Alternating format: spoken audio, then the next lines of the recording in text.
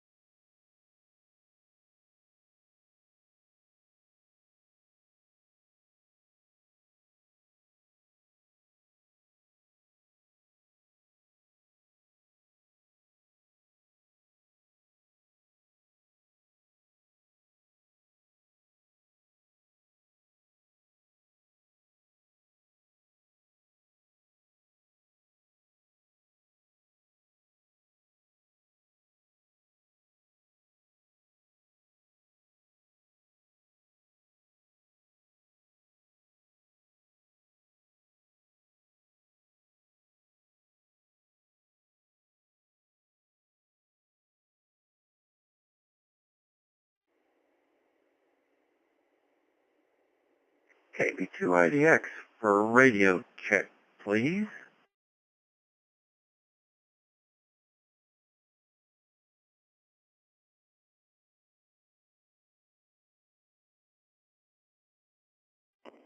KB2IDX, W5 STC, sounds spectacular.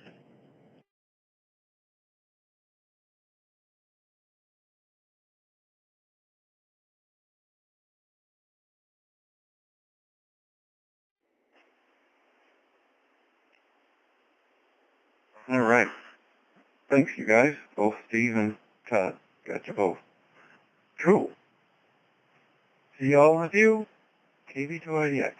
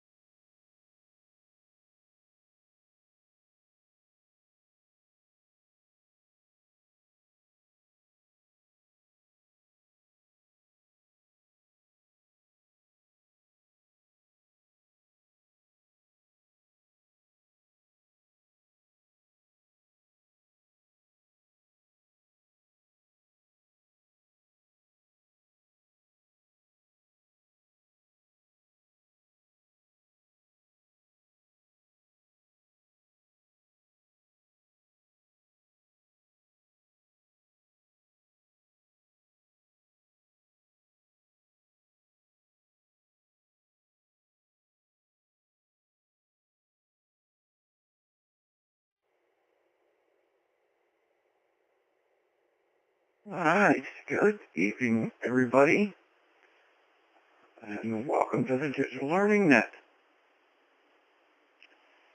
And I am Chris, KB2IDX, co-host with Bucky, W0SUN. And we meet every Wednesday at 1900 hours Mountain Time. Talk about all things that we can Ham Radio Digital Radio. Whoa. If you are out there and would like to join us online, we have ham.live. Just go on in there to any browser and go to ham.live. And there, if you have a Gmail email address, click on the Gmail button. If you have a regular email address, there's a box for that as well. Put your email address in there and hit enter, and it'll send you a link. And that's how we take check-ins, but we will take some over the air as well for those that are mobile or just don't feel like going on a computer. That's quite all right. We also have ways that you can listen, even if you're not a ham. We are on a YouTube channel tonight. Thanks to Matt, KF0OWV. He has put the link in our chat room, as we will with other links that we mention. KF0WB.net. And there's a long URL to click on in there, and it'll take you right to the page. Also, you can use the Brandmeister hose line. I got to reset the timer.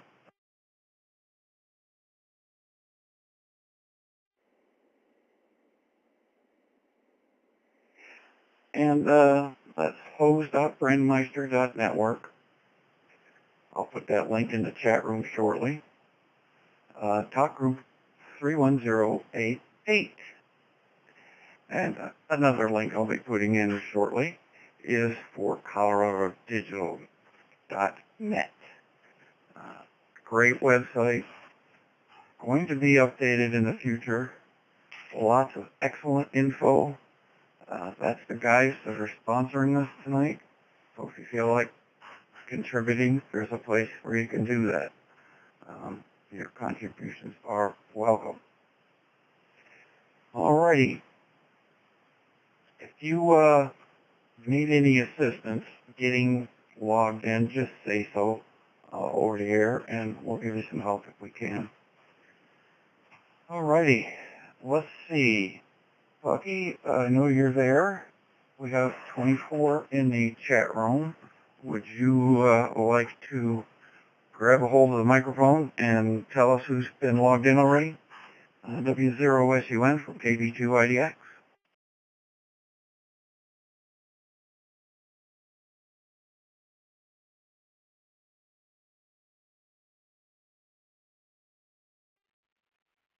Yeah, let me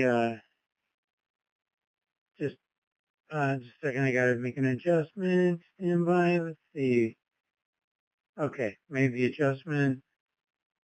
How am I sounding there?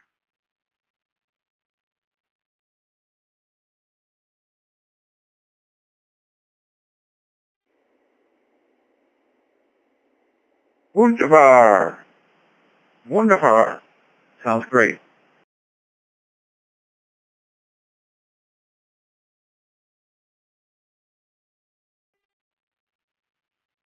All right, good deal. Yeah, like we have 27 in the ham.live chat room. If you'd like to check in electronically, come on in on ham.live. That's the website, ham.live. Yeah, okay. It says my volume's a little bit low. Chris, let me know on WiresX if my volume is low, and I will adjust. So let me just continue talking, and I'll adjust the next go around. All right. Let's see. Okay. I heard a lot of people there keying up. Let me see if anybody'd like to check in over the air. Before I read all the call signs, come on in over the air. And if you don't have internet, let's get you checked in. And I will adjust my volume here in just a second. Over the air check-ins, please come now with your call sign.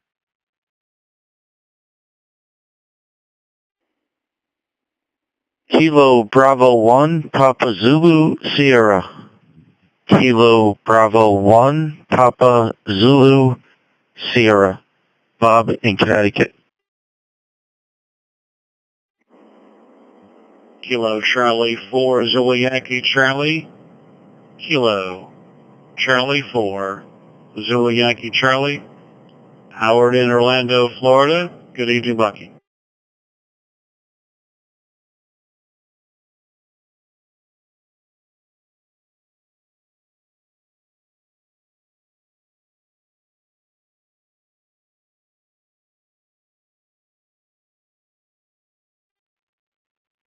Okay, I adjusted my volume a little bit. Hey, I got Bob in Connecticut, KV1PZS. It's good to have you on tonight. Good to hear you on. Howard in Florida, KC4Z Yankee Charlie. Am I blasting? Chris, how am I sounding? Did I come in too loud?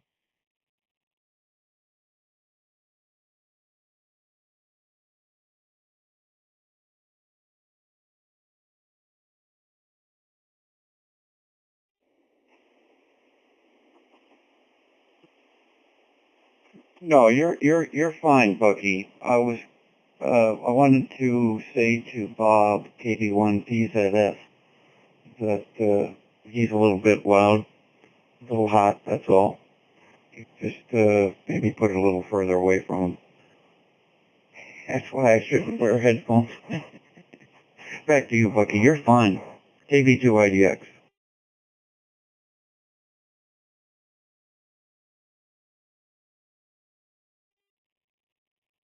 Oh, yeah, I saw that. Okay. I was just glancing at the chat room, and now I got you. All right, let's see who we got checked in. I'll go ahead and read everybody here. I've got myself and Chris, and we got W1BKW, KF0OWB, KF0IGK, N7GAD, N0KU, KF0OTF, N9DYO, KE9BJL, KF0QWD, WX4 Charlie, KC8GEF, W5STC, N2BOC, KA1CNF, AC0XW, K2AS, KJ5EBU, N3JAS, WD0HDR, N2BEZ, KE8UXT, and I'm still going. All right, K0GIO, KC3LYZ, ZL2BEZ, KN4FM, AR0QL, K0SMR, KV1PZS, and I'm going to say those call signs again, KC4Z Yankee Charlie. Oh, and we got Dan, N1UKJ, and we just added Michael as well in Indiana, KD9YOO, which brings us up to 33. Ah, that was great. I'm getting better at this. All right, let me rekey. Let me reset here.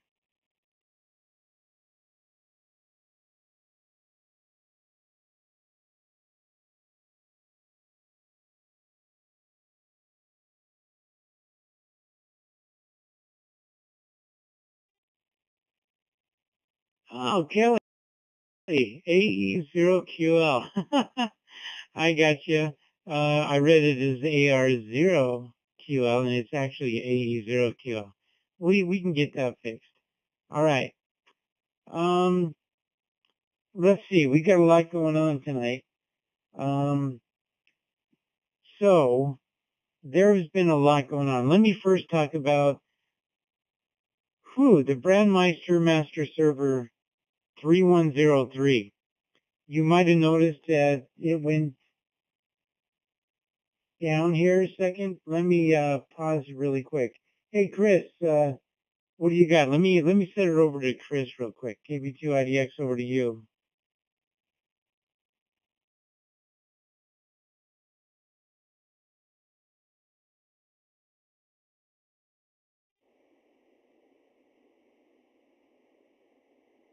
Sorry, I didn't mean to stop you in midstream.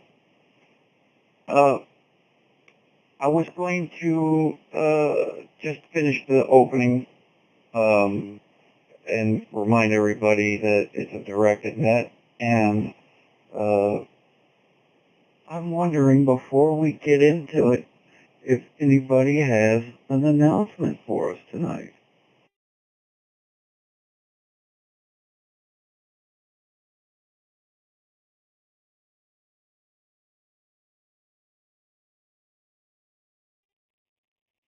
Yeah, I actually do. I do. But first, can you mention that we are streaming on YouTube Live and give that information out?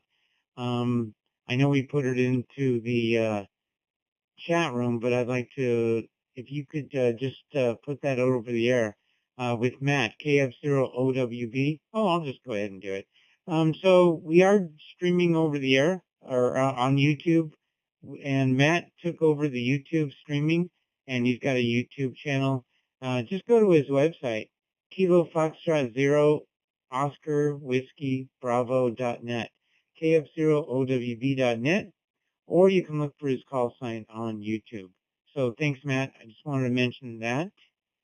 And all right, so let me make an announcement here, and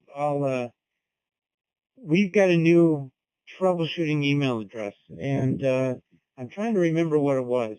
Let me make sure I have that correctly, and it's BuckyHotline@gmail.com, if I remember correctly. BuckyHotline@gmail.com. Yeah, that's it. It's BuckyHotline@gmail.com. All right. So if you want to send an email, instead of sending it directly to my email address, please send it to BuckyHotline@gmail.com. And it's not just me, but we got a few people monitoring that email address from time to time. So you might get a few different people answering, including Chris, KB2IDX. Anything you want to add there, Chris? We came up with that. I mean, we tried so many different email addresses, and they were all taken. This was taken, that was taken, this was taken.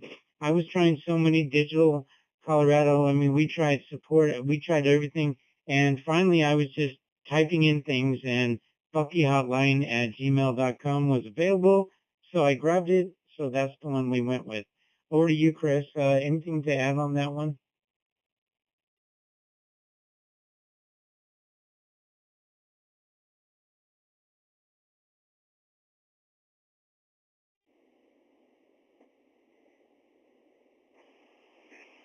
Yeah, I wanted to let people know why we did this.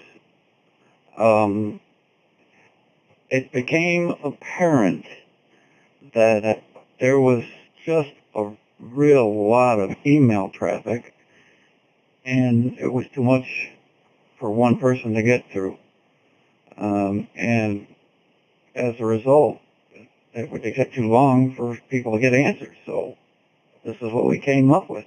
There's a bunch of people that will read your question and do their best to try to help you out.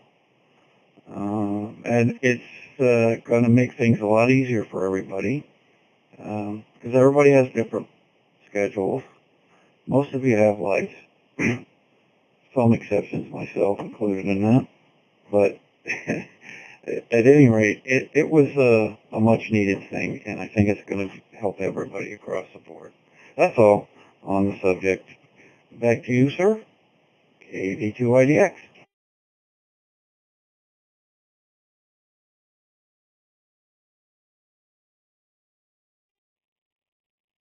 All right, I appreciate that, and I almost forgot mentioning that, so thank you for reminding me to mention that.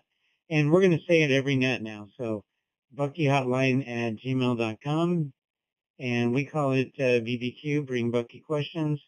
Have a little BBQ, and if you got any type of issues and you want us to help you out, send it over to BuckyHotline@gmail.com.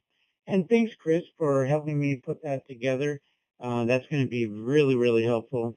So I've been traveling a lot and haven't been able to return a lot of emails. So That's going to be really great. All right. What else is going on? I mentioned Brandmeister 3103. There was an outage. It was not Brandmeister's fault. What it was the internet service provider that particular master server uses. Their hardware went down. So they had to rebuild a new one, get a new chassis in. They were waiting for that. It was just a waiting game. We started seeing problems with Brandmeister Master 3103 like 2 nights ago. I started noticing it. Now, here's the problem is my Wires X room is linked in full time to Brandmeister Master 3103. So that was kind of a bummer. And not only mine, but Super Freak, Olympic Digital, several Wires X rooms were not linked in for a short time. But we're all back up and running, so this is great. And if you had a hard time connecting with your hotspot, it could have been that you needed to switch master servers. And we'll talk about that a little bit here. So that was what was going on big time. And there's also a lot of other stuff going on. And it was regarding several updates with WPSD. A lot of updates going on with WPSD, and I'm sure a lot of you using that hotspot, that version of Pi-Star noticed that. But for details, I know Chris was really working with people on that a lot. I know you've been following that a little bit more than I have. So over to you, and you can give us all the details. KB2IDX from W0SUN.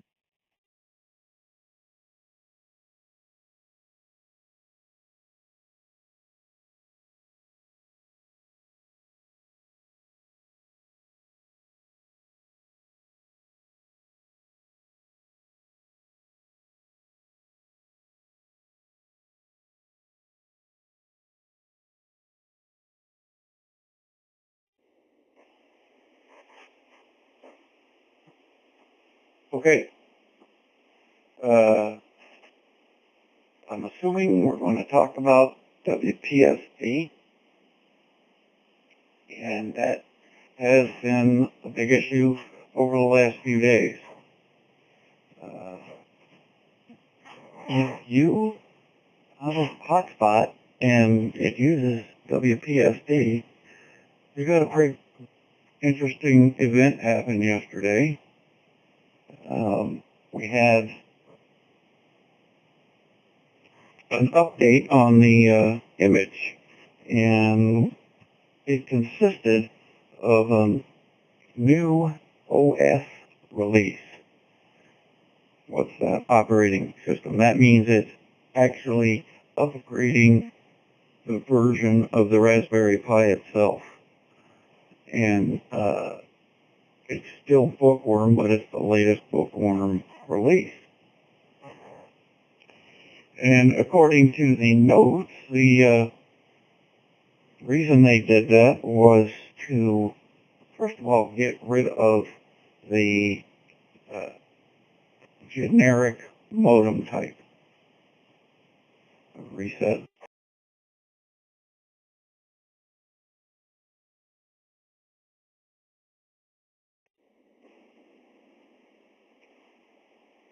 Yeah, but he put the picture in there that anybody who went to their configuration page got that. Please select your modem.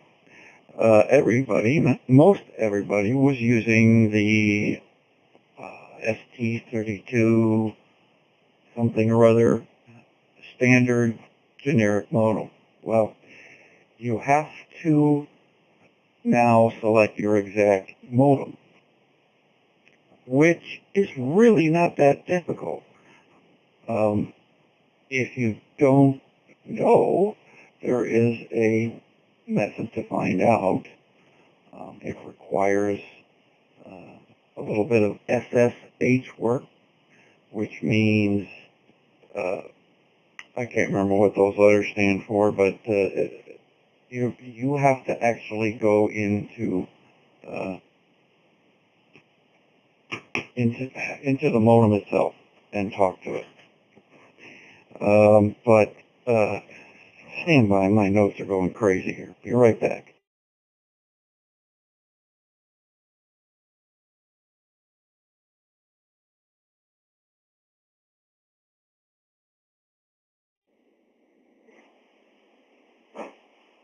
Okay, let me start that again. Sorry. They had us select the modem over again. There's a sudo command that you can put in the SSH window, and it will tell you what the modem is. We had to do this update via a new image as well. And I believe most of the people I've talked to have done this successfully. And I'm glad to take any questions about this subject, why they did it. It's a newer version. It says it's improved the Wi-Fi reliability and they boot faster. So that's always good for me. But you do have to do this, you have to download a new image. Yep, there we go. Sudo WPSD detect modem is the command, and it'll tell you. There's some spots. There's ones made by our Chinese friends, VI7JTA, Lone Star. There's a lot more than there used to be, so you now have to select your actual modem, because as the memo said, there is no such modem. That was for Todd. Put that link in there for us. Thank you, Todd. Secure shell. Thank you. And it's not that difficult. But if you've never done that, you should get somebody that has to walk you through it. It's not a big deal. Let me check the notes again. Bucky, do you have anything else so far before I proceed? KB2IDX.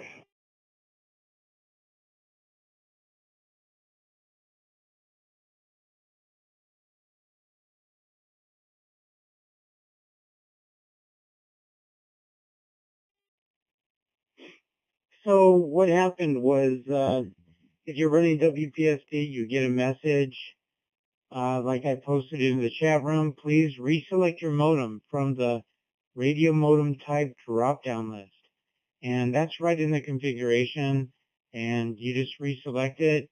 What he's saying is go into SSH. So if you go into Advanced and go into Tools, right there on the list, there's SSH. And what that means is Secure Shell. That's a Linux thing. You go into Secure Shell, and in the changelog, it actually said, do this command, which was sudo wpsd-detect modem. So it actually told you to do that. And if you want to see where your changelog is, that's a good idea to read that once in a while. You go to Advanced, you go to Tools, and then scroll down to Changelog. So there's all these things you can go into with your hotspot. Now, Pi-Star didn't do any of this. If you're running just Pi-Star, it didn't have anything to do with this, but it's just WPSD. So you go in the changelog, it says, what we want you to do is we want you to run this command, and that'll give you an idea of what your modem is, and then you go into the configuration and you reselect your modem. Some of the people had to keep trying different modems until they just got it right. So what I wonder, Chris, is what do you think Chip, W0CHP, who writes this, what was the reason for all this? What was he doing? So I'm going to send it back over to you.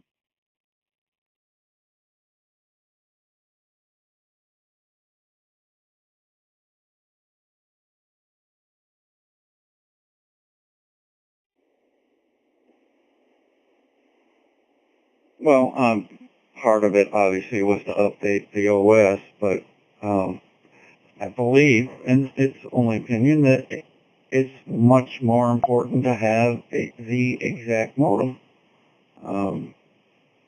because that other, well, like his statement says there's no such modem as the one everybody was using. So it will be very specific, especially more important if you have some spots and Lone Stars and very specific hats. Now it will be matched up. You know, I'm thinking a lot of people with some spots already had that, but a lot of people are buying a generic one and using that because the manufacturer told us to use that. But now I believe he made this change to make sure we get the exact one. That's probably a link to maybe better quality equipment. Could be in the right direction. KV2IDX.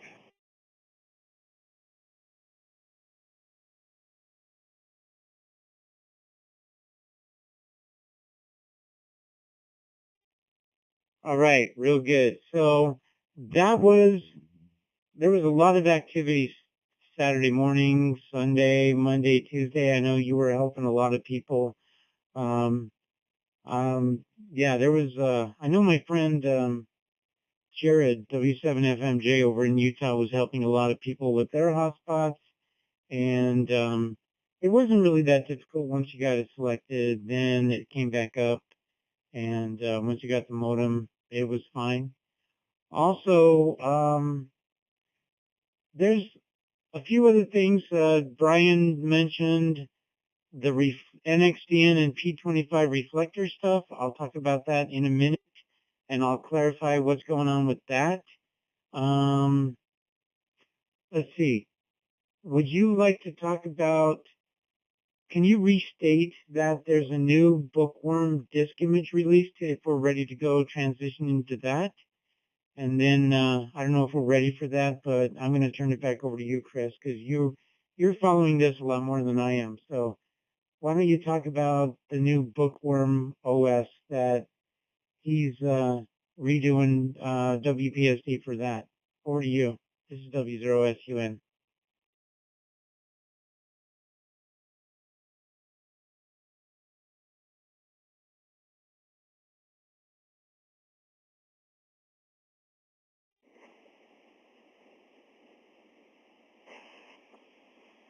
Okay. Well, it's a continuing maneuver. You know, this is a open project, and he continues to improve it all the time. And there are what the changes are. The kernel part and the OS are the important ones. Those are the ones that affect the entire Raspberry Pi instead of just your modem. I like the Wi-Fi. The thing that I heard Chip talking about was that they're moving away from supporting the Orange Pis, which is just a curiosity, because they don't have a processor level to take WPSD. We'll see how that works out, but I believe it's just an update.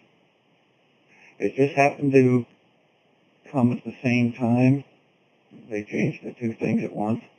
And now, of course, if you're in the chat room, the how to upgrade, that includes something very interesting that I did not know. I've always, let me reset the timer.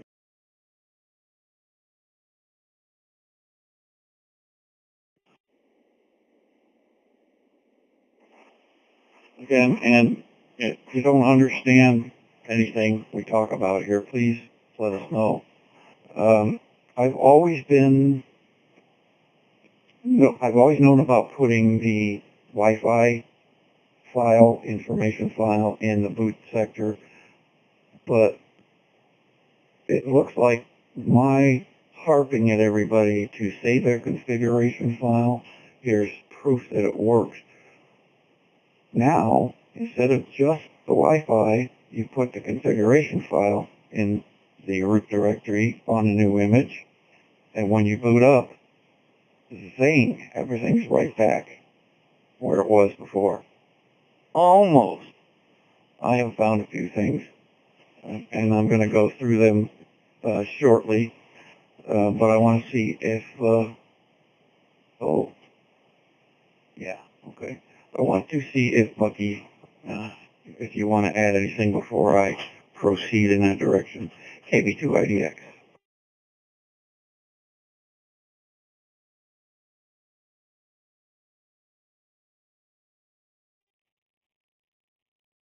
Yeah, so if you're running Pi-Star or WPSD, it runs on, it used to be called Raspbian, but now they call it Raspberry Pi OS.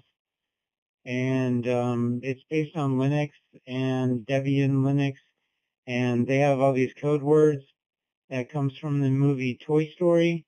And these code words are things like Buster, Jesse, Bullseye, Bookworm, and now Bookworm is the OS.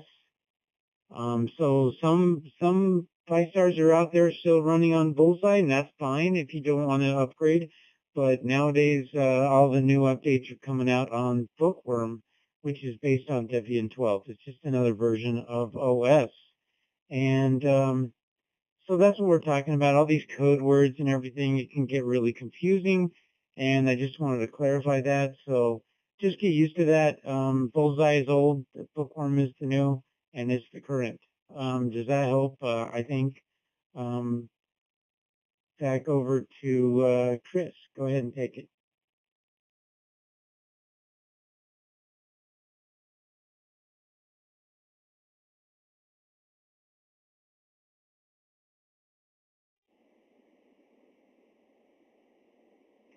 Yes, and again,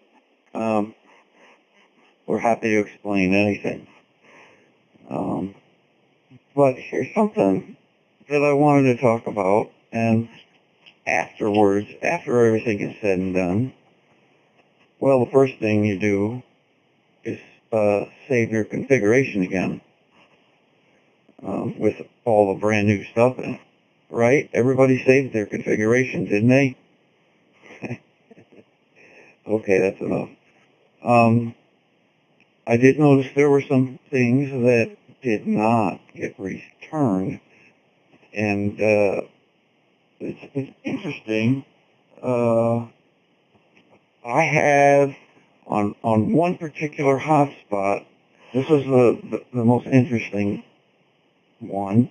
I had an offset on the MMDVM calibration to make it work on this one particular hotspot. And after I did the upgrade, I eventually discovered that the offset was making it not work. The offset was making it not work anymore. I had to remove that offset. And then I had to save that again in the profile because the profiles don't start right when you reboot the first time. You have to restart your profile. And you have to make sure that everything that you originally saved in your profile is still saved that way.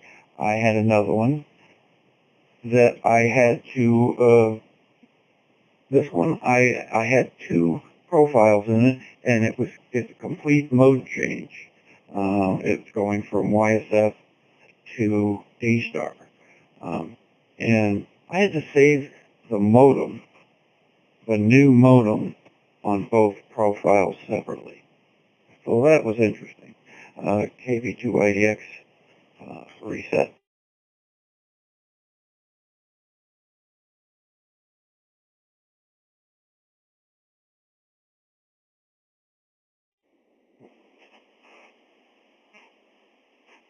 So I would recommend that after this update is good, and you just make sure everything is the way you wanted it all over again. Just check it. And if it is, save that configuration file again. And just make sure everything is saved. And next time you have to redo your image, you put that configuration file along with the Wi-Fi configuration file in the boot and start it up and come back in a few minutes and it's going. It's beautiful. I love it. All right, I'm going to go back to you, Bucky, for your 2 cents worth of U0SUN KB2IDX.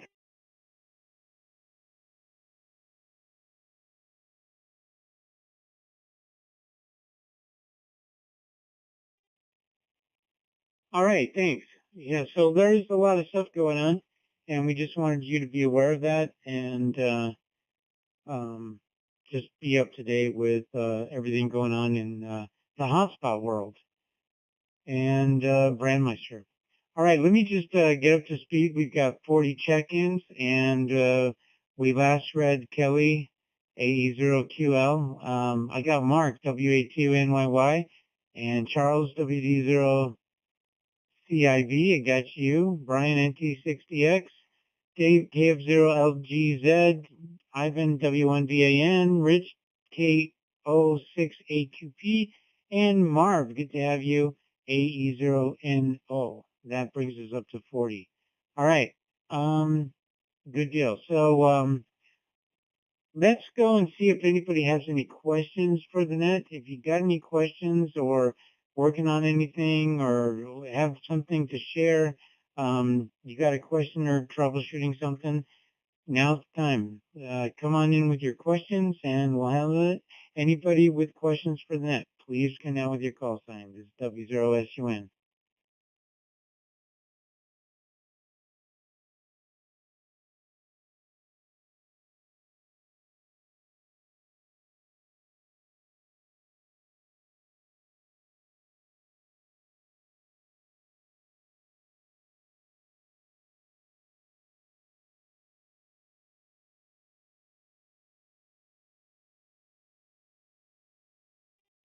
All right, no questions for the net. No questions for the net.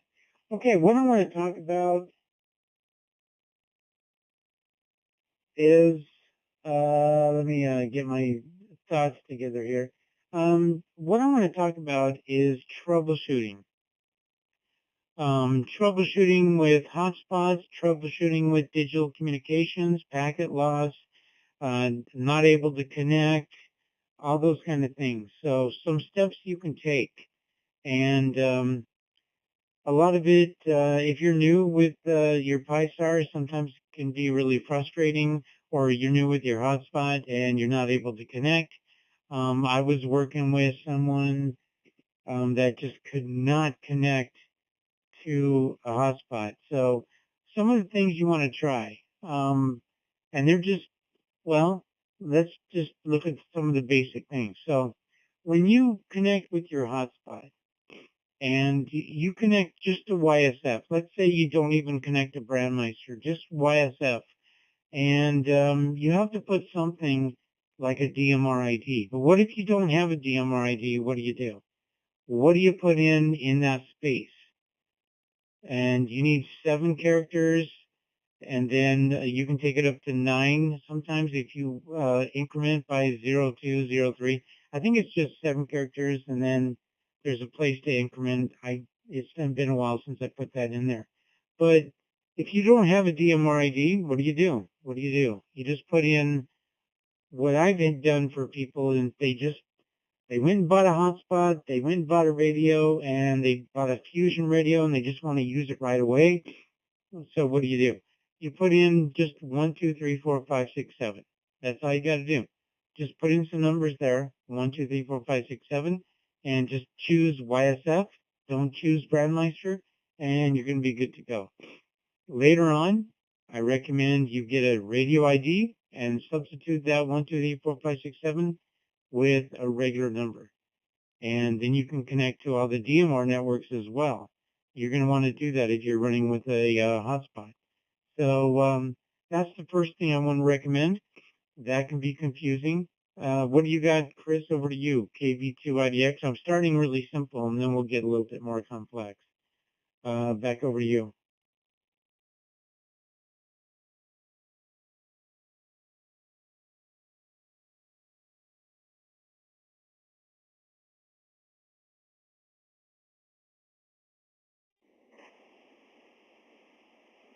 Well, my points are going to revolve around choice of frequency.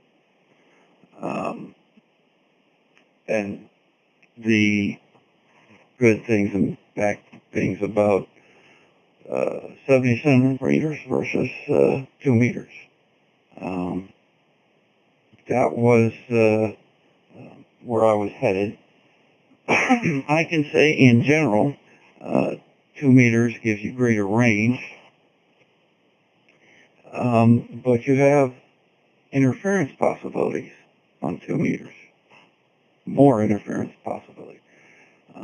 70 centimeters should be clearer, but you don't get quite the same range as you do with 2 meters.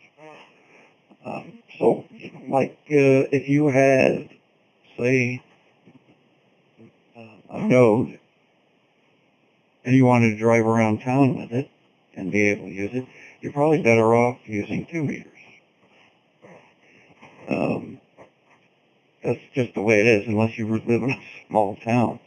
I don't do that here. I live in an apartment, so mine are all on UHF.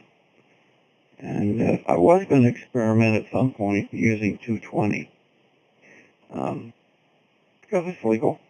I have the capabilities with the 578, the Anyphone, and I might give it a try. I actually know that most of these HATs, modems, will support 220. But that's pretty much my point. I think there is a little bit step further with the Yaesu radios, or digital radios in general, in reference to the lights. If you want me to go there, Bucky, I'd be glad to. But I'm going to send it back to you before I do. KB2IDX, back to you.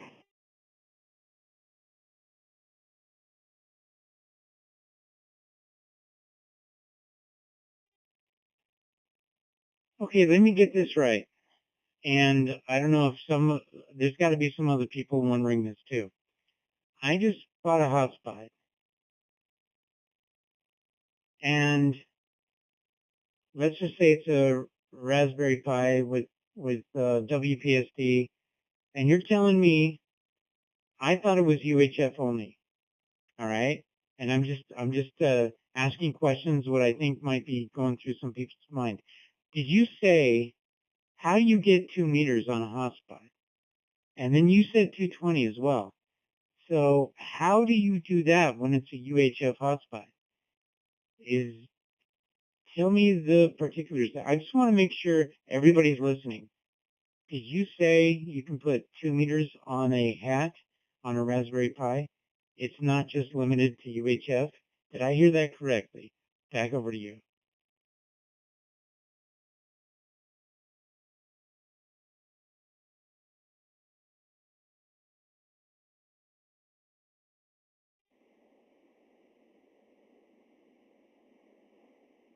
Every one of the modems that I have used and tested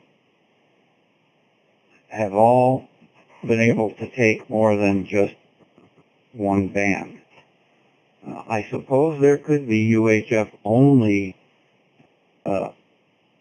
hats, modems, but there's not much sense in it. So to answer your question is, I think they pretty much all do different bands. I even have one, I tried it punching in a 900 megahertz frequency in it. It still had to be in the hand band, and I don't have a radio to test the 900 megahertz. But it accepted it. So that's what I can tell you. If it wouldn't accept it, it wouldn't be capable of it, I would think. You know, I'm certainly not perfect. I could be wrong, but back to you.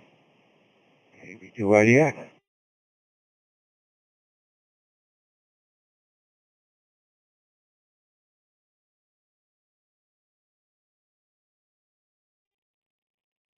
Yep. Okay. I've actually heard that before, so I just wanted to play the devil's advocate. So yeah.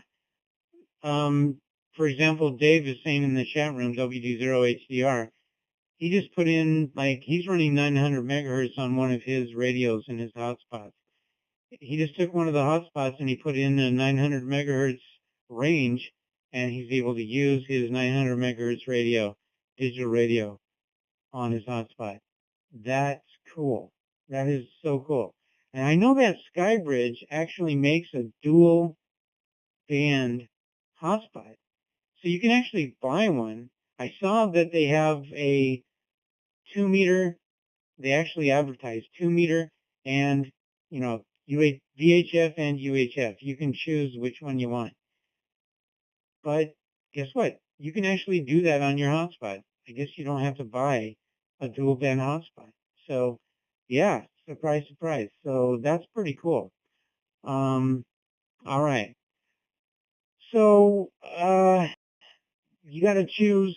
Okay, now I'm just going to start telling you what I do when I deal with packet loss on different modems. And now I don't know if you can put in a different frequency on an open spot. I know you can do it on a Raspberry Pi with a Pi-Star hat, but I don't know if you can do it with an open spot. I don't think you can put in a frequency that's VHF on an open spot. I don't see how you can do that. I don't think you can. That's only for Pi-Star. So I don't see any place in OpenSpot that you can do that. All right, let me reset and I'll go continue on.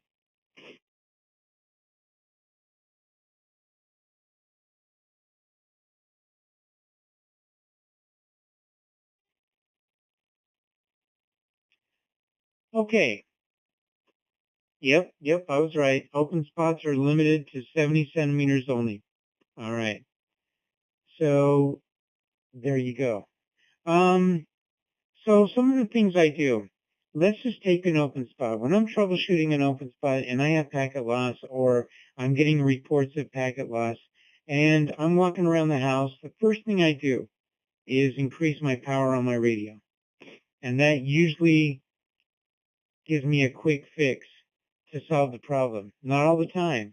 Now, open spots are a little bit more temperamental in my experience than Raspberry Pi-Star and WPSD. They're like, I don't know, they got a personality. They're like little puppy dogs. Either they want to be close to you or they want to be further away. So you have to find the sweet spot. So what I do with an open spot is I find the sweet spot. Sometimes it's in another room. Sometimes it's closer to my radio. Sometimes it works. Usually it's better if I put it real close to my radio. So that's what I do with an open spot. Or sometimes it works better in the other room. Like my open spot 2, and I've had that forever, that works better downstairs and I'm upstairs using it. Where my open spot 3, it wants to be really close to my radio. I don't know why that is, but it works better that way.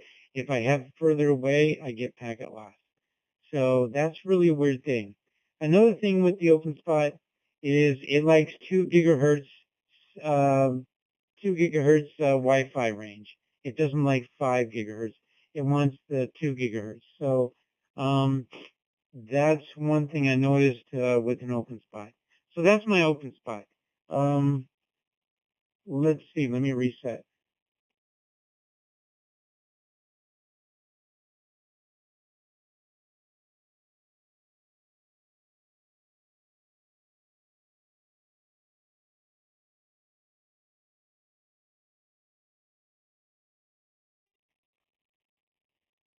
Okay, Todd's got some good information from a reputable hotspot, I guess manufacturer, dealer, whatever. This is a good one, BI7JTA. Look up that call sign. He's got really good hotspot stuff. So BI7JTA.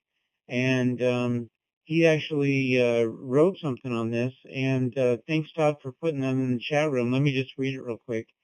So hotspots made from BI7JTA. VHF, UHF. Frequency range, it works on 144 to 148.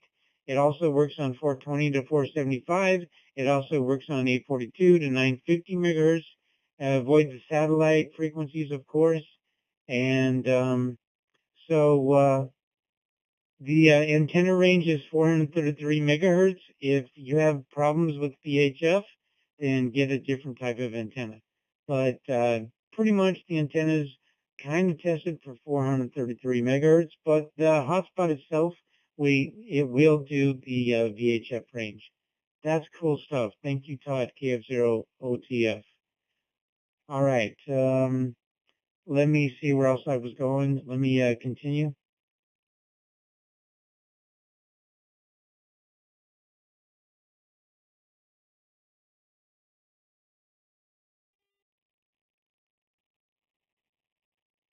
Okay, when I'm troubleshooting hotspots, one of the first things I will have a person do when they call me and they're having problems connecting, and I'll say, re-enter your hotspot security password.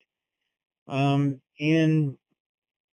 the year, let's see, what was it? 2020, Brandmeister changed their policy. Before 2020, you didn't need a hotspot security password, but after 2020 or thereabouts, and then they made the rule that you had to have hotspot security.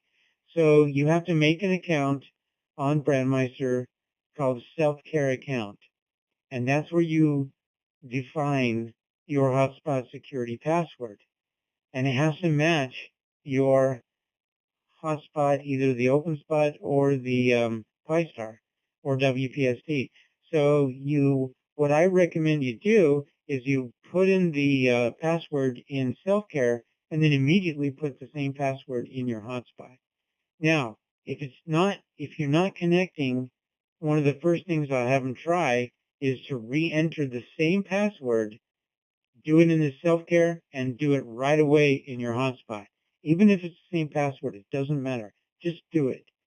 We solve so many problems just re-entering that hotspot security password. Even though you don't think it's going to work, I've seen it work.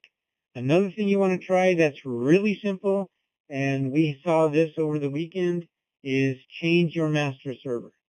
Here's what I recommend. This is when you're listening to a net or whatever. Let me reset.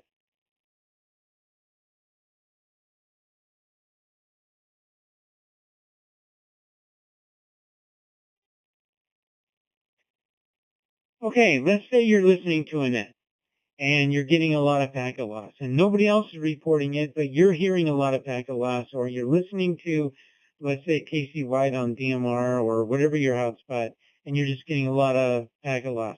If you're on DMR and you're on, let's say, master server 3103, try changing the master server. That's just a really cool thing to try. Chances are your packet loss is going to go away. So just change the master server. You're having problems with 3103 and it's garbly and whatever, change to 3102 or 3104. They retired 3101 a while ago, but they still have 3102 and 3103 and 3104. USA has 3 master servers for Brandmeister. Other DMR networks out there, they can have more than 1 or 2 or 3 or 4. I know Amcom has several master servers as well. And if you're having problems on Amcom, try changing their master server to another master server. All right. Now, to troubleshoot the master server, and you want to get the best choose. How do you choose which master server to use? I'm going to pass it back over to Chris. How do you choose the master server that's best for you? KB2IDX from W0SUN.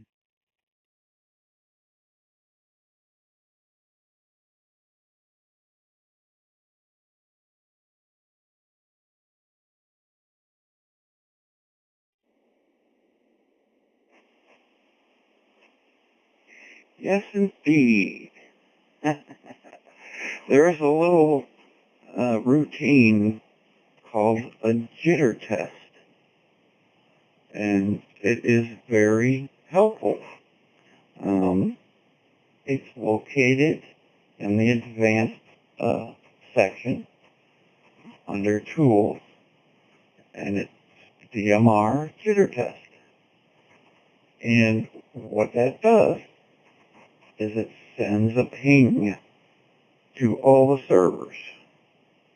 And USA has 3 servers. You'll see that there's a drop-down list. And in this case, I will select Brandmeister. And you start to test. And it goes out and it sends pings to all of the masters around the world. And you're going to see with this AVG RTT, average return time, in milliseconds. Easiest thing to do is pick the one with the shortest time on it. For my case, I see the United States 3102 at 51.6 milliseconds, United States 3103 at 79.7, and 3104 at 32.63. Obviously, that's the quickest one. That's the one I'm going to use. You can do that for the other DMR networks as well, such as AMCOM. Also, I've noticed they've added a few more jitter type tests, HB-Link and XLX hosts. That's new. Interesting to see how that stuff works, but that's how you find your best server. And you just go with the shortest ping time, or as we call it, jitter test. Back to you, Bucky. KB2IDX.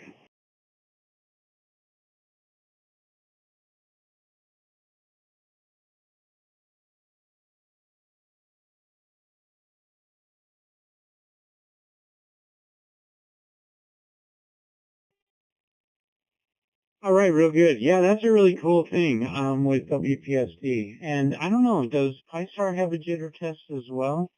I'm looking at my WPSD. Let me put something in the chat room, and I'll show you where that is. But first, Paul, what did you put in the chat room there? You put in a duplex hat with antennas there. And I'm wondering what that was. Do you want to explain that? Over to Paul in New Zealand, ZL2 Bravo Echo Zulu.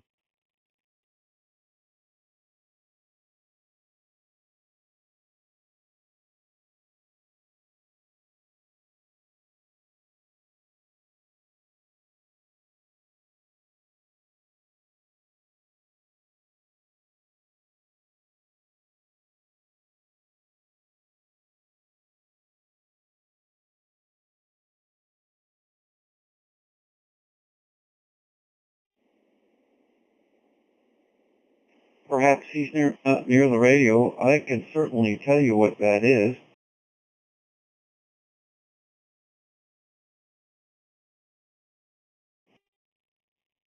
Yeah, go ahead. Kind of explain that there.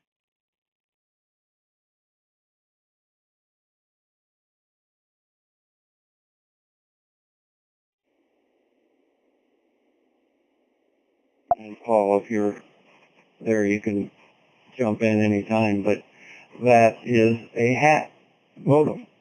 It's actually a little radio, and it also is a duplex hat.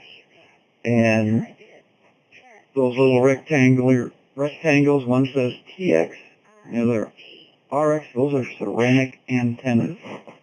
I have a couple of these, and it says they're not for Pi 3, 4, and 5, but I've got it working really fine on a Pi 4, no smoke or anything. The only problem I have with that particular one is that it is only upgradable firmware with one of those IC chips. You have to solder a little connector on one of those tiny little IC chips. I couldn't do that. And so basically it comes at firmware version 1.5 5.2, which there's nothing wrong with it. It just doesn't have M17, but it's not upgradable unless you know somebody that can put a little jumper on one of those IC chips, about as big as a hair. Back to you, Bucky. And I'm going to leave a space for Paul, ZL2BEZ. If he's still out there, he can add something.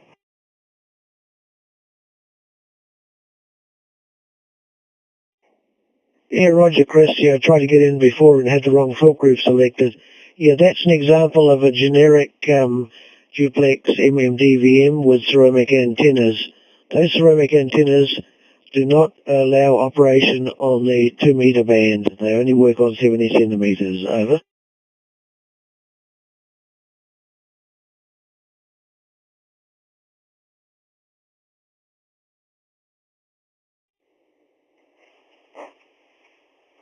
Oh, okay. I did not know that, but then again, that was not one of the ones I tested. Thank you, Todd. He just put a picture of the usual duplex hats that we see. That's about it, I guess. Bucky, back to you. KV2IDX.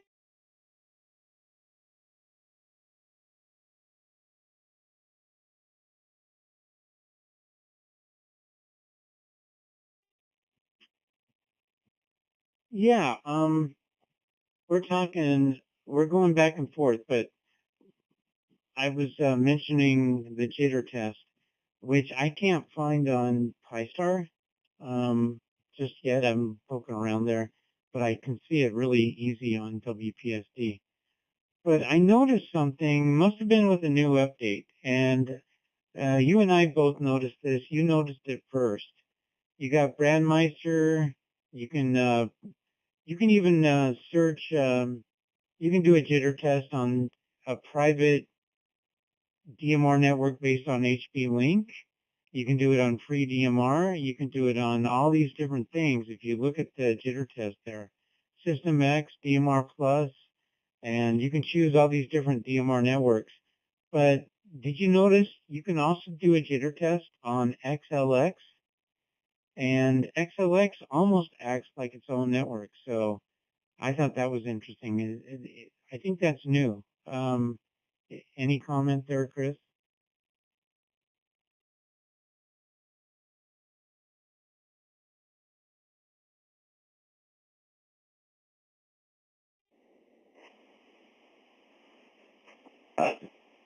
Not really, but it is always going to be good, no matter what you're using.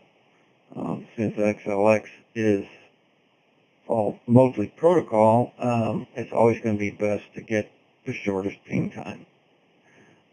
That will serve you well. Now, it's funny, I was thinking, and this is kind of irrelevant, but back in the old days of computer, when we had dial-up, we used to use ping attacks. You could actually knock somebody offline with ping attacks. You just ping them to death. Anyway, moving right along, back to Bucky. KV2IDX.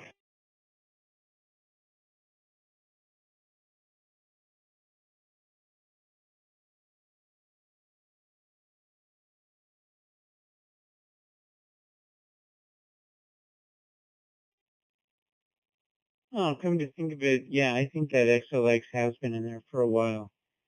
But you can actually do a ping test on XLX 303. That's pretty cool. And see what your time is back and forth. So yeah, that's a good troubleshooting tool.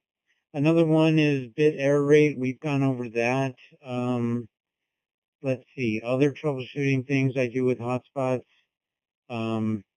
Change frequency. If you're having a problem with the frequency, just try switching to a different frequency. Interference. Sometimes a hotspot can have interference on a certain frequency, and you might not hear it, but it's picking up some kind of signal. So that's the reason you want to change frequency and try a different frequency. Another thing is, let's say, and I had this problem with my Wires X node. A neighbor put up Christmas lights, and suddenly the Wires X node would stop operating. Now, I noticed this. This was a cool thing. This was kind of difficult for me because I put up a repeater that does not have internet, and I was servicing the repeater with a Wires X node that's remote. So it became a kind of a slave Wires X node to the repeater, but I put it at my son's house. So I didn't want to put it into my house. I did it to my son's house because I was going to use his internet. And so I set it up. It's working great. Everything's great. But around Christmas time, it stopped working. And so I had to do some fox hunting, and I tracked it down to the neighbor put up some Christmas lights, and it was causing interference on that certain frequency. Now, I can't change the frequency because it was assigned to me for the repeater. So that was a real hassle for me because my repeater stopped functioning. So what I ended up doing was just moving the whole thing over to my house, and I was a little bit further away, 22 miles away, but it worked better at my house, even though it was 22 miles away, and my son was about 15 miles away. So anyway, yeah, that was pretty interesting as well. Let me see. Okay. I'll let Chris go ahead and take over. There's some chatting going on in the chat room. I haven't been reading it, so back over to you.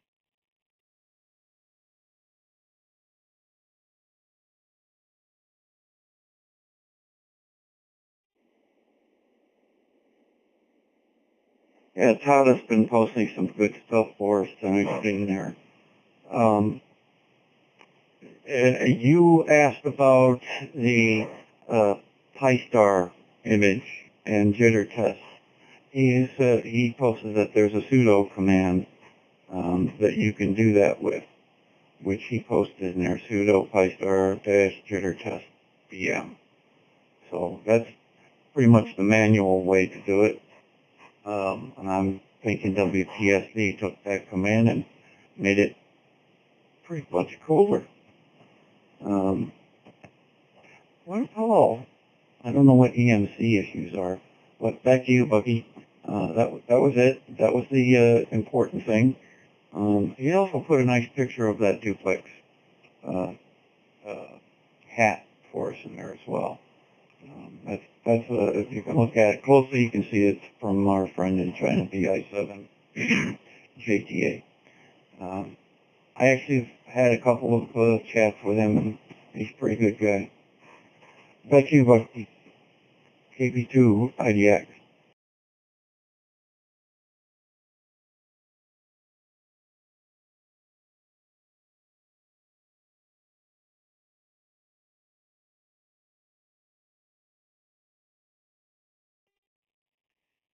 Okay, and finally, there's a document from our very own Toshin, KE0FHS, who actually was part of the team that started XLX303, believe it or not. Toshin lives here in Colorado, and he has a website called amateurradionotes.com, and he wrote this document that is a pretty common document. A lot of people go to his website.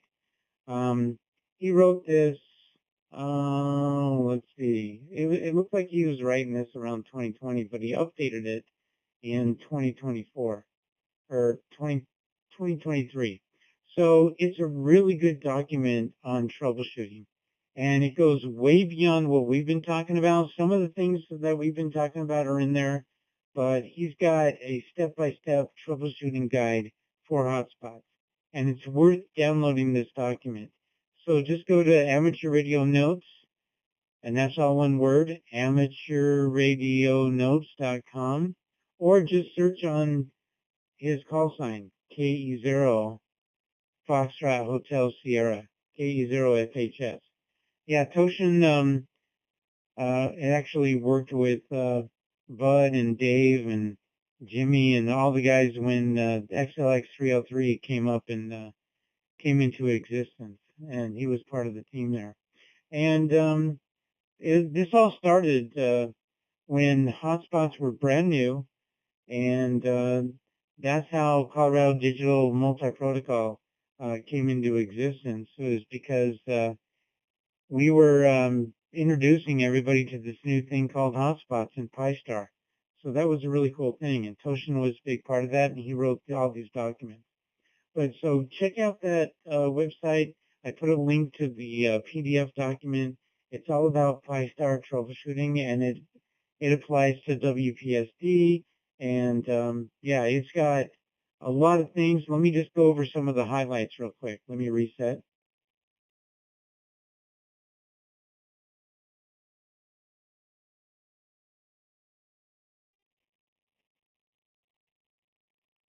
So he mentions swapping the master server. He mentions hotspot security. As of December 2020, they started requiring hotspot security. That's when that happened. DMR host file changes. Check out that. He mentions make sure you update. If you're having problems, run an update or maybe upgrade to the latest one. And try just restarting it. Make sure you do that. Another one is clear your browser's cache.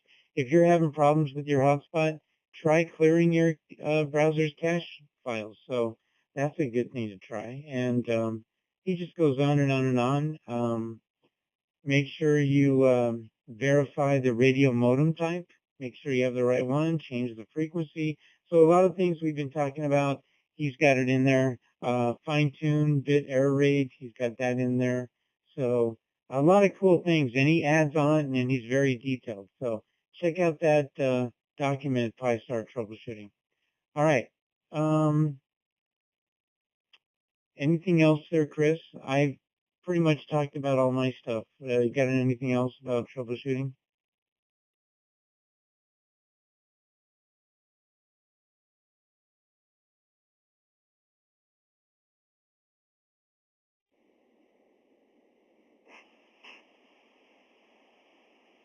Yeah, one more additional thing. It's a tool that can make you suspicious of the frequency you're on.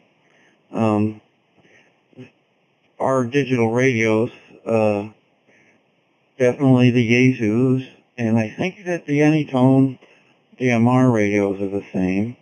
I'm not sure about any of the other brands, but they all have LED lights on them. And these are either one or two, and they're multicolored LEDs, and each color tells us something different. For Yaesu, and it appears now on the 168, blue color is digital. And on Yaesu, green color is analog. And I think the white color is data. But why am I bothering telling you this? Because if you are sitting there on a frequency and your hotspot, it's all digital, and you're seeing that green light flicker, that can mean you are receiving interference on that frequency. So that's just a little tool to use. You see green when it's supposed to be blue. That's not necessarily the best thing. The problem with 2 meters is that it's very close to the ever popular business band. And that is all old equipment. And there are a lot of communities that have not updated for a long time, so that equipment can bleed really bad. So if you do see that little green light flickering a bit, try a different frequency and see if it improves things. That's all I got, Bucky. KB2IDX.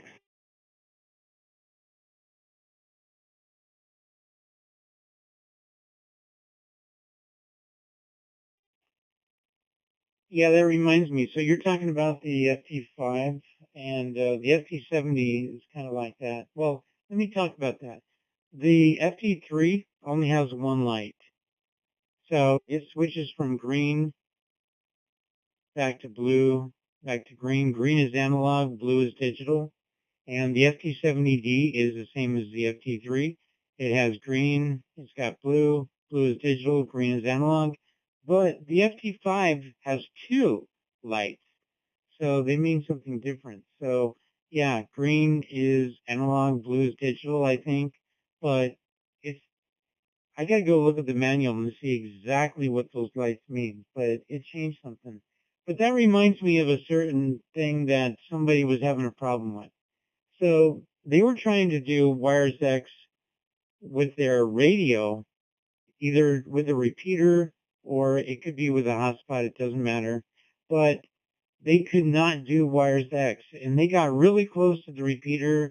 They were on high power, they had a good antenna, and they just could not get Wires X to work with the repeater. They were trying and trying and trying.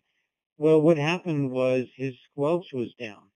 So he had to put up his squelch and it started working. So that was one scenario. Another one is he was just having, there was another guy that could not get Wires X to work, could not get Wires X to work. And just keep in mind, when you're on a Yaesu radio, Wires X manipulation has to be on band A. I don't know if that's true for the FTM 500. I think they can do either one. But with all the other Yaesu radios, Wires X has to be on band A. APRS traditionally is on band B. I think that changed with the new radio, but with all the other radios, the FTM 200, FTM 300, 400, and the FT3 and the FT5, it's got to be on band A for Wires X. So they were trying to get into Wires X on band B. Even though you can do digital on band B, you can't do Wires X on band B. So just keep that in mind. That will throw people. So let's see. Anything else? Anybody have any comments or questions for the net? Anybody have any other troubleshooting comments? Please come now with your call sign. This is W0SUN Net Control.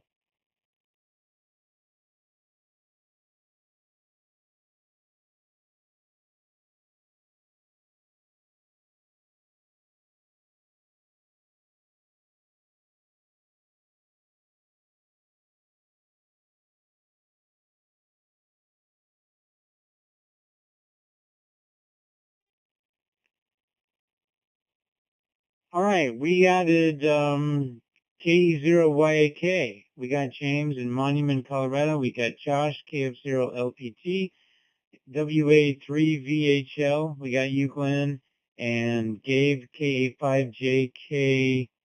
What is that? JKI? Yeah, I think that's I. KA5JKI. We got you, Gabe, in Texas there. And Brian, Bacon Lettuce Tomato. N0BLT. It's good to see you. I haven't talked to you for a long, long time. N0BLT. We've got you logged or checked into the net. All right. We're getting down to close to the end, but that's all I got so far. I can always come up with some other stuff too, by the way. But anything else there, Chris or Paul? Let me throw it over to Paul. ZL2 Bravo Echo Zulu.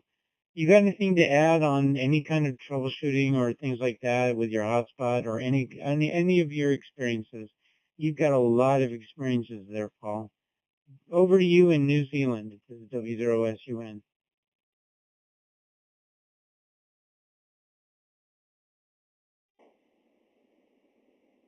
Yeah, W0SUN, ZL2BZ. Yeah, very good there, Bucky.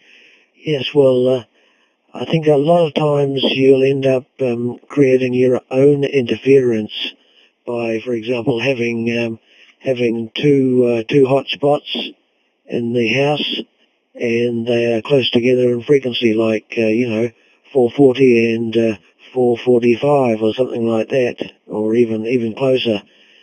And I do a trick here. I put one at the top end of 70 centimeters and one at the bottom of 70 centimeters, and the other hotspot on 2 meters. Luckily, the 2 meter band is not too crowded in New Zealand, so there's plenty of space down the bottom end of 2 meter bands. In fact, there's actually a digital simplex channel down there which I operate my hotspot on, which is quite useful. So if there are digital simplex allocations in the band plan in the United States, then they use them by all means, and they will work out well for you, especially if you run more than 2 hotspots, and you need to put the other one somewhere else that doesn't interfere with the other 2. So that's my comment. Back to you, Bucky. W0SUNZL2BZ, over.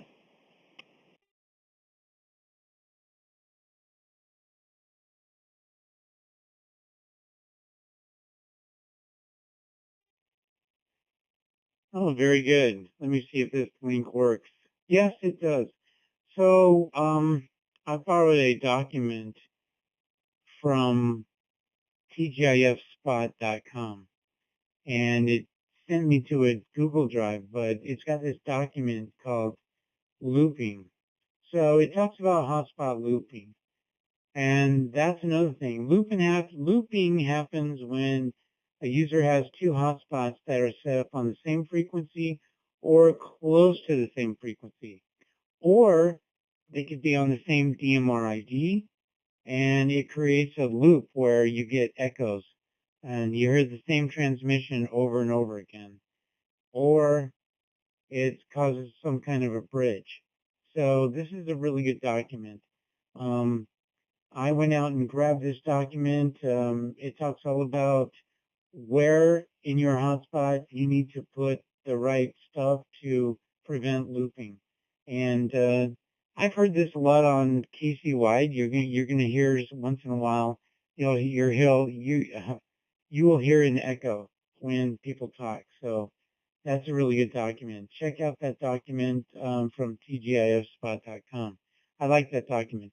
All right, and I'll let you guys read that for yourself. But basically, stay off. Try not to overlap frequencies, and try not to use the same frequency and the DMR ID. Just the other day, somebody had their hotspot and their Wires X node on the same frequency, but they put their hotspot in the car, and their Wires X was in the house. So he had his hotspot in the car, and he's driving around, and he's quite a distance away from his Wires X node, but it was still picking up that same frequency, even though he was like blocks away. I think he was even like a half mile away, and it was still causing a loop. So when he came in on Colorado HD, we were hearing echoes over and over again. So he had to change the frequency. Anyway, let me reset before I time out.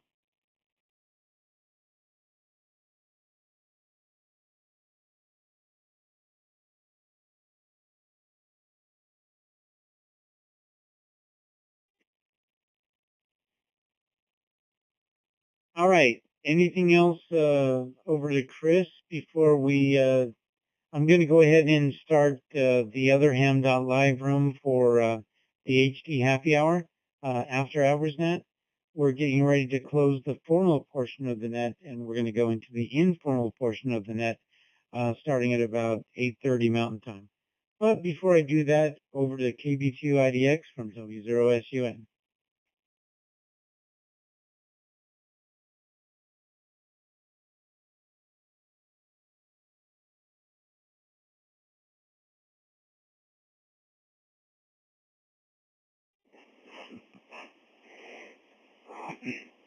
Okay. I want to just reiterate, as I do every week, about saving your configuration. I can't say it enough. It has saved me many times. It makes it so that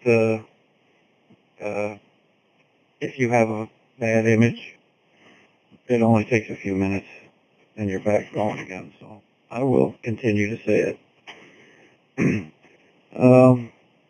Make sure you check everything after you did the upgrade and everything got saved the way you wanted it. This has nothing to do with interference or anything, but still with the hotspots. If you have an Nexteon screen, I figured out that you can adjust the brightness on it. It's in the MMDVM section, and the way it comes, it's set for 50 when it's active and 20. There is a hand up. Cool. And 20 when it rests, so it dims when it rests. I kind of don't like it dimming, so I set them both to 50, and it stays bright. That's just a little thing I figured out. Alrighty, we have a question. Glenn. Good evening, Glenn. WA3VHL. How can we help you tonight? This is KB2IDX.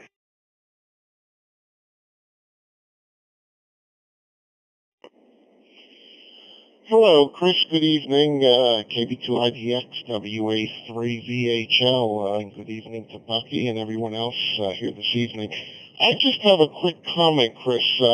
I know earlier in the net you mentioned about the hats, top hats on the MMDVM modems for the most part are dual band UHF, VHF. But I want to make a comment here because a very popular hotspot is a ZoomSpot Elite 3.5, and I had purchased one of those about a little bit more than a year or so ago, and the purpose of it for me was to bridge my VHF repeater to my YSF reflector.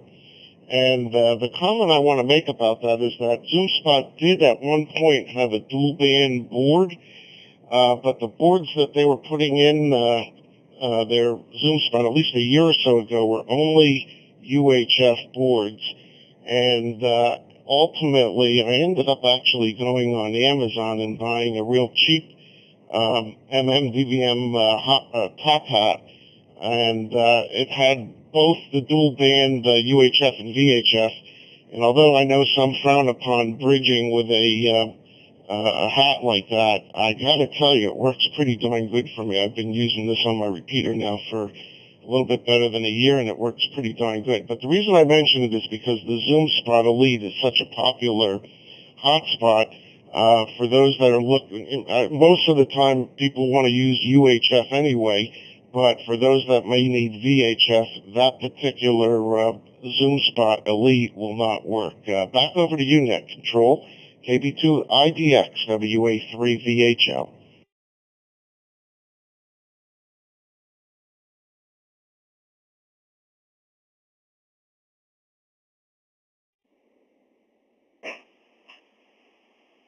Well, see, now I just learned something. Thanks, Glenn. I did have one of those, and for various reasons I disassembled mine as well, and ended up changing the hat. I ended up putting a duplex hat on it, as a matter of fact.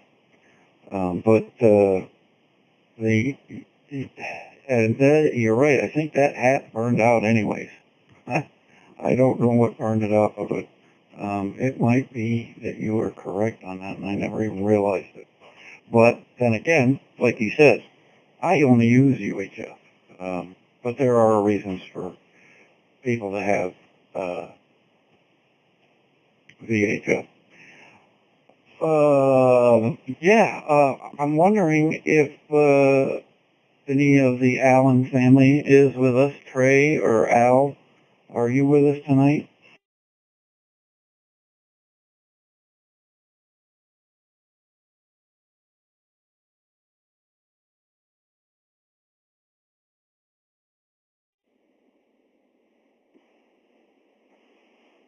Okay, they must be out celebrating. Well, the news is that Mrs. Dr. Allen passed her tech test, and she now has a new call sign, and that's KJ5KVT, Kilo Juliet 5 Kilo Victor Tango. So if you see one of them, congratulations, especially if you see her.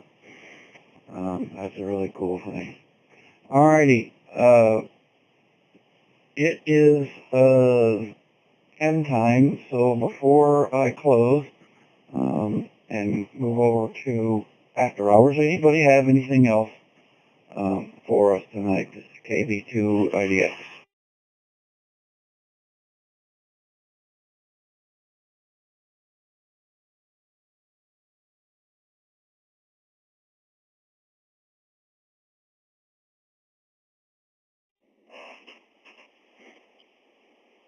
Alrighty, well, that's about it for tonight. And thank everybody who checked in this evening. Thank all the folks with Colorado HD, and I know Bucky likes to thank Parker Radio for letting us use their repeater. I put the important links back in the chat room again, so check those. But a special thanks to Sean, KK6, BEB. I got it written down. I'll have to remember it better. For creating Ham.Live and keeping it going. It's great. It's an excellent tool. Bucky, anybody else we need to acknowledge before we close? KV2IDX.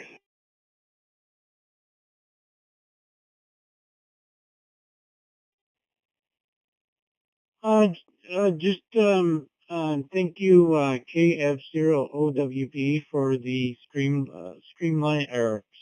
YouTube, and he's taking that over. We mentioned that at the beginning. I'd like to mention that again. And Doug, K0DC, he's got a new net. He is working during this time frame, so he's not able to do the digital learning net anymore. But he's got a new net on Saturday morning at 8 o'clock a.m. Mountain Time, and it's on XLX022 module H, and I will have more information here in just a second. I'll read that information. I'm trying to grab that information, but I think somebody might put that in the chat room as well. So just check that out. It's a very cool net. It's kind of low key. It's kind of like After Hours Net. It's kind of got that same format. And thank you, Parker Radio, parkerradio.org, Parker Radio Association, for letting us use your Fusion repeater, and all the other repeater owners too. So thanks a lot. And we're going to start the informal portion of the net here pretty quickly, and we have another Ham.Live chat room open for that. So it's right next door. Come on and join us if you'd like, and we'll go from there. I'll let you wrap it up there, Chris, and start the other net. Thanks a lot, everybody. We'll see you next week and tomorrow night over on America KC Wide at 7 o'clock Mountain Time. We start the Let's Talk Digital net over there tomorrow night. That's going to be a fun one, too. So over to you, Chris, KV2IDX, 73, everybody, W0SUN.